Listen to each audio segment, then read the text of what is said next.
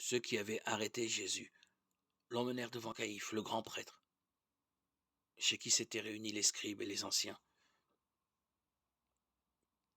Quant à Pierre, il le suivait de loin, jusqu'au palais du grand prêtre. Il entra dans la cour et s'assit avec les serviteurs, pour voir comment cela finirait. Les chefs des prêtres et tout le grand conseil cherchaient un faux témoignage contre Jésus pour le faire condamner à mort. Ils n'en trouvèrent point. Pourtant, beaucoup de faux témoins s'étaient présentés. Finalement, il s'en présenta 2, qui déclarèrent: cet homme a dit: je peux détruire le temple de Dieu et en 3 jours le rebâtir. Alors le grand prêtre se leva et lui dit: tu ne réponds rien à tous ces témoignages portés contre toi. Mais Jésus gardait le silence. Le grand prêtre lui dit: je t'adjure par le Dieu vivant de nous dire si tu es le Messie, le Fils de Dieu. Jésus lui répond: c'est toi qui l'as dit, mais en tout cas, je vous le déclare. Désormais vous verrez le Fils de l'homme siéger à la droite du Tout-Puissant et venir sur les nuées du ciel.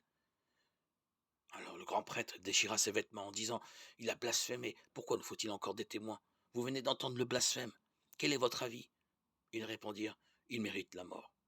Alors ils lui crachèrent au visage et le rouèrent de coups, d'autres le giflèrent en disant: fais-nous le prophète, Messie. Qu'est-ce qui t'a frappé?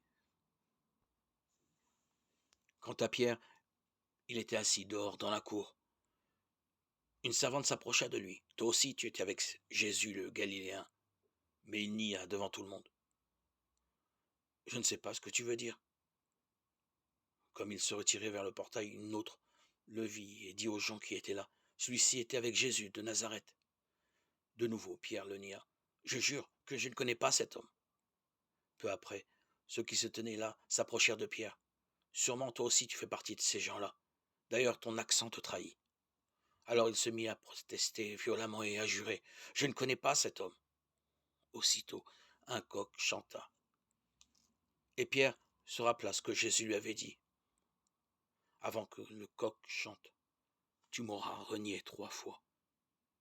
Il sortit et pleura amèrement. Matthieu 26, 57, 75.